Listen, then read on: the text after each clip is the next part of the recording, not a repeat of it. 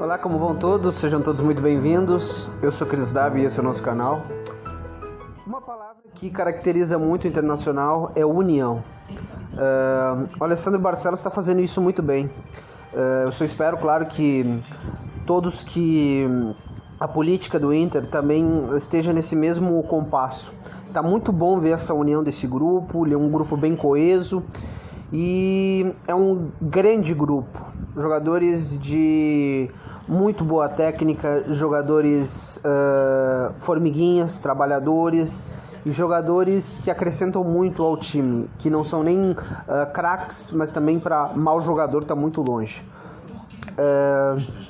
É bom ver isso e é bom ver a utilização de jovens nessa jornada do Abel, porque muitos tentam desqualificar o Abel dizendo que ele fez um péssimo trabalho no Vasco e no Cruzeiro. O trabalho não foi bom, mas aí a gente tem que entender uma coisa. Dentro desses times, nenhum técnico conseguiu prosperar. E no Vasco o Abel teve muito poucos jogos, vamos dizer assim. No Cruzeiro, todos os técnicos que foram lá acabaram falhando e foram muito maus. Essas nuances aí eu também achava que ele havia feito maus trabalhos, mas eu acabei fazendo uma reflexão e vendo que a gente tem que perceber essas coisas.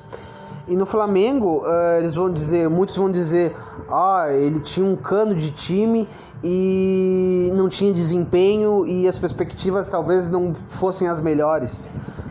Mas aí, quem fala isso muito são as viúvas do Cudê. Mas aí a gente chega a uma coisa muito importante, que o Internacional, ele, na época do Cudê, era só resultados.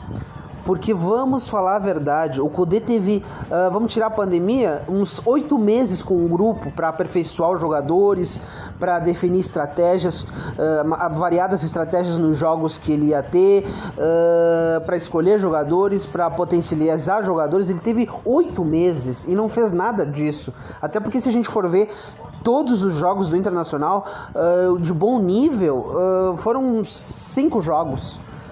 Fora que ele fez os jogos mais deprimentes que eu já vi na minha vida.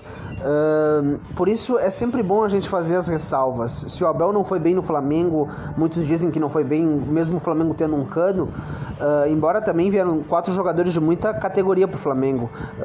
A gente tem que colocar também que o Eduardo Cudê, que é tão amado pelas viúvas, só tinha resultado e as perspectivas eram ruins porque o time não tinha desempenho. É importante a gente marcar isso e é importante também a gente colocar que o Abel Braga potencializou jogadores experientes que não estavam jogando bem na época do antigo treinador. E algo importante também a salientar é que o Abel Braga ele veio muito em cima das competições eliminatórias. Isso prejudica bastante, porque o time tinha um modo de jogar, um modo bem horrível de jogar, que era com o Cudê, um modo kamikaze, que os técnicos já estavam marcando ele, mas só que era muito em cima do laço.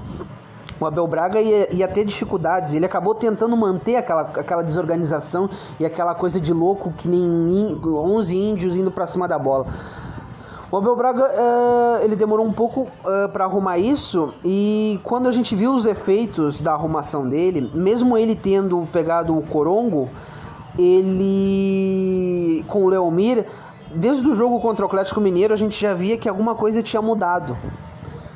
E o time estava começando a engrenar. Hoje o time ele tanto pode fazer uma marcação-pressão mais bem executada, mais bem a movimentação é mais encaixada, tanto quanto se recuar um pouco, ficar um pouco mais recomposto numa linha baixa ou numa linha média, mas saindo com muita categoria, num contra-ataque rápido, numa transição bem rápida, e gera muitas chances. Hoje a gente teve uma boa chance com o Praxedes, outra boa chance com o Yuri Alberto, que infelizmente o zagueiro deles conseguiu tirar uma bola que, se Yuri dá um corte, o zagueiro passa direto. A gente teve também chances com o Yuri Alberto que bateu na trave a bola. Só no primeiro tempo a gente teve 3 chances, fora várias outras situações importantes. No segundo tempo, a gente até os 15 minutos, a gente teve outras 2 boas chances. Uma com o Peglow e teve mais outra importante chance que agora não estou me lembrando. Mas depois a gente acabou caindo um pouco. Mas só que depois com as modificações, porque diferente do antigo treinador, o Abel faz modificações. Ele tenta mudar o panorama das partidas quando as partidas elas estão encrespadas pra gente. É muito importante porque hoje a gente vê um time, a gente vê alguma coisa. Na época do antigo treinador, era um amontoado de jogadores que era tudo assim desarmoniado, a compactação era horrível. Por mais que em muitos jogos a gente não tenha tomado gol, a gente sempre corria um pavor enorme e riscos significativos contra equipes muito ruins. O cômputo geral do trabalho do Abel Braga é maravilhoso.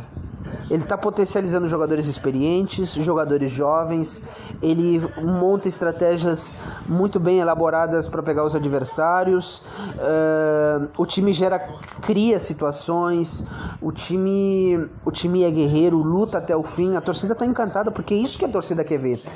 O time pode até perder, mas só que a torcida quer ver os jogadores dando a vida como se fosse o último prato de comida. E claro, como nossos jogadores são bons também, o Praxedes é maravilhoso, grande jogador, muita categoria, um bom passe, ele dá os ritmos do jogo. Edenilson também maravilhoso, o Patrick muito bom jogador, o Yuri Alberto grande centroavante.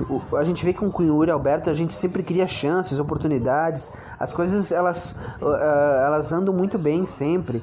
É muito bom ver isso. E eu imagino muito que se a gente tivesse o Abel Braga muito antes, a gente estaria pelo menos na Libertadores e no Campeonato Brasileiro, porque o Internacional mostra futebol e esse futebol me agrada. É um futebol onde é um time que é muito competitivo e não entrega os pontos, vai até o final e luta até o fim. É esse Inter que todo torcedor colorado quer ver. Muito bom, e viva o Abelão, grande Abelão, monstro, merece.